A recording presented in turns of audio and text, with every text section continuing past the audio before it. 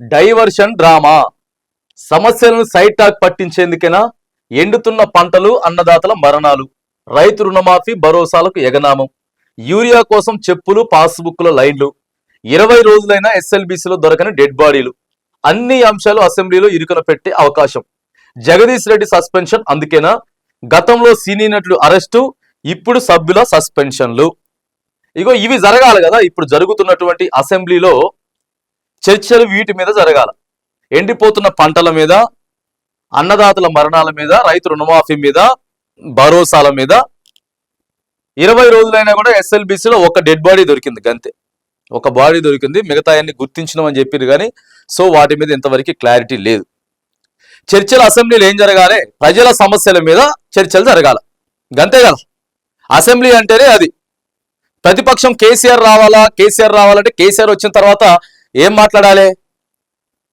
వీటి మీద సమస్యల మీద మాట్లాడాలి సంవత్సరంన్నర అయిపోయింది కదా ఇప్పటి వరకు మీరు ఏం చేసిండ్రు ఏమి ఇస్తామని చెప్పిర్రు ఎందుకు ఇవ్వట్లేదు అని చెప్పి ప్రతిపక్షం అడిగితే దాని మీద సమాధానాలు ప్రభుత్వం చెప్పాలి ఇగో మేము ఇది చేసినాం ఇంకా చేయబోతా ఉన్నాం ఇగో ఇది లిస్టు ఇది లెక్క ఇది కదా చర్చ అసెంబ్లీ అంటే గదే కదా కానీ ఇవి కావు ఇప్పుడు డైవర్షన్స్ అన్నమాట మొత్తం డైవర్షన్స్ చేసేటటువంటి ప్రయత్నం ప్రభుత్వం చేస్తున్నది ముందస్తు ప్రణాళికగానే అన్ని ప్లాన్ ప్రకారమే చేస్తున్నారు అనేది వినపడుతున్నటువంటి చర్చ ముందుగానే జగదీష్ రెడ్డిని సస్పెన్షన్ చేసిరు అంటే ఏం చేయాలంటే కొంచెం గట్టిగా మాట్లాడేటోళ్ళని సస్పెండ్ చేయాలి ఆడికెళ్ళి అసెంబ్లీ సమావేశాలు అసలుకే బడ్జెట్ సమావేశాలు కదా అయ్యి ఫస్ట్ తప్పితే తర్వాత బడ్జెట్ పెట్టుకోవచ్చు మాట్లాడేటోడు ఒకరిద్దరు ఉంటే అవసరమైతే తీసేయచ్చు ఇప్పుడు కేటీఆర్ మీద కూడా కేటీఆర్ కూడా కొద్దిగా ఎక్కువ అటు ఇటు మాట్లాడినా కూడా ఆయన కూడా తీసి బయటికి పంపించేస్తే మాట్లాడేటోడికి ఎవరు ఉంటాడు జగదీష్ రెడ్డి కొద్దిగా గట్టినే మాట్లాడతాడు కదా మొన్న కూడా చూసినాం కదా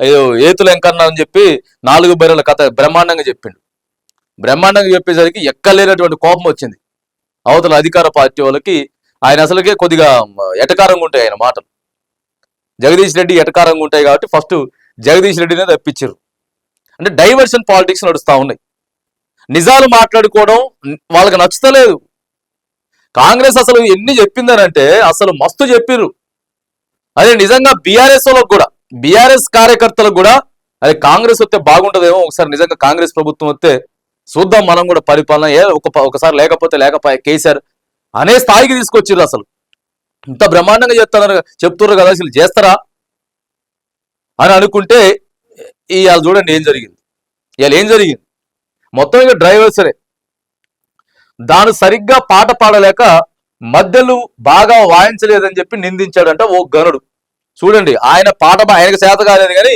ఇవి ఉంటాయి కదా మ్యూజిక్ మొత్తం అవన్నీ సిస్టమ్స్ ఉంటాయి కదా అయ్యా ఈ కరెక్ట్గా పనిచేయలేదే బాబు అవన్నీ లేకపోతే నేను అసలు నెంబర్ 1గా వాడేటోడు అని చెప్పి వాటి మీద వేసిండట తన అసమర్థతకు ఇతరులను నిందించేవాడిని ఉద్దేశించి ఈ సామెతను వాడటం పరిపాటి అచ్చంగా కాంగ్రెస్ సీఎం రేవంత్ రెడ్డి పరిస్థితి కూడా ఇలాగే ఉందని జనం అనుకుంటున్నారు దీనికి తెలంగాణలో నెలకొన్న సమస్యలు శాశ్వతంగా పరిష్కరించలేక ప్రభుత్వం ప్రతి అంశాన్ని డైవర్షన్ చేస్తుంది దీనికి బెస్ట్ ఉదాహరణ సినీ నటుడు అల్లు అర్జున్ ఎపిసోడ్ తో పాటు అసెంబ్లీలో మాజీ మంత్రి జగదీష్ రెడ్డి సస్పెన్షన్ వరకు దారి తీసిన పరిణామాలే నిదర్శనాలుగా మారుస్తున్న ఎన్ని తీసుకొచ్చారు తెలుసా అసలు డైవర్షన్ కోసం ఎన్నంటే ఫస్ట్ నుంచి కూడా కవిత అరెస్ట్ మీద కొన్ని రోజులు నడిచింది ఫోన్ ట్యాపింగ్ మీద కొన్ని రోజులు నడిచింది తర్వాత కాళేశ్వరం మేడిగడ్డ కృంగిపోయిందని చెప్పి అది కొన్ని రోజులు నడిచింది తర్వాత కేటీఆర్ బామర్దింట్ల ఏదో డ్రగ్స్ దొరికినాయి అని చెప్పి దాన్ని కొద్దిగా చూపించిర్రు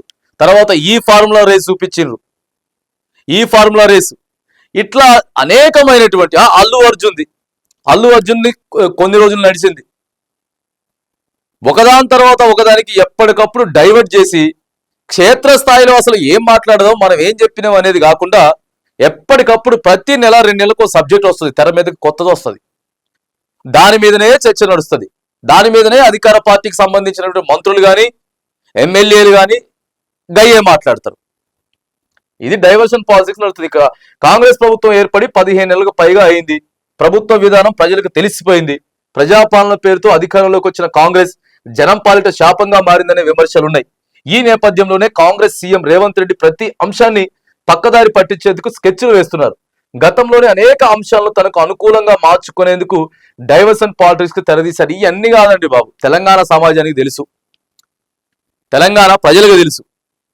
ఎవరు డైవర్షన్ చేస్తున్నారు. కేసీఆర్నే ఎన్ని డ్రామాలు చేసినావు కేసీఆర్ అని చెప్పి, ఎన్ని పనులు చేసినా, ఎన్నో డ్రామాలు చేసినావు కేసీఆర్ అని చెప్పి తెర మీదకి తీసుకొచ్చి బొమ్మ చూపించారు కేసీఆర్కి.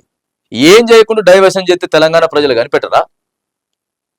అది పెద్ద వింతనా ఇదేమన్నా? లేకపోతే చాలా తెలివైనటువంటి తెలంగాణ సమాజం ఎన్ని రాసుకొచ్చి మనం ఎన్ని చెప్పినా తెలంగాణ ప్రజలకి ఉన్నది. వాళ్ళే ఆలోచన చేస్తారు ఏం జరుగుతుంది అసలు, ఎట్లా డైవర్షన్ జరుగుతున్నది, ఏం చెప్పిండ్రు, ఏం జరుగుతా ఉంది, ప్రతిదీ ఆలోచన చేస్తారు. కాకపోతే ఇక నిశ్చితంగా తప్పదు. ఏం చేస్తాం? ఇగో డిసెంబరు 9 నుంచి అసెంబ్లీ శీతాకాల సమావేశాలు ప్రారంభమయ్యాయి.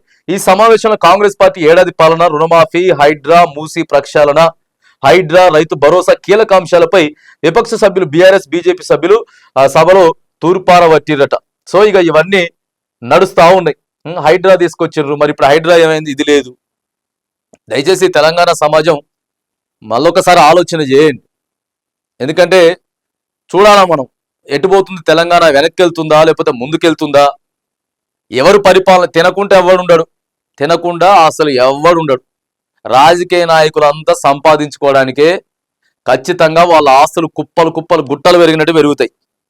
అది మాత్రం వాస్తవమే. కేసీఆర్, రేవంత్ రెడ్డి, ఇంకో నో, ఇవన్నీ కాదు. కానీ ఎవరు ఎంతో కొంత మంచి చేసిర్రు, ఎంతో కొంత ఎవరి వల్ల మంచి జరిగింది అనేది తెలంగాణ సమాజం ఆలోచించాలి. అందుకే ఓటేసేటప్పుడు, ఎన్నికలు వచ్చినప్పుడు ఆగమాగం మాటలు కాకుండా, ఇప్పుడే అర్థం కాలేదా? ఈడ అర్థమైపోయింది. తెలంగాణ ఎన్నికలలో అర్థం కాలే, క్లియర్గా అర్థమైపోయింది కదా.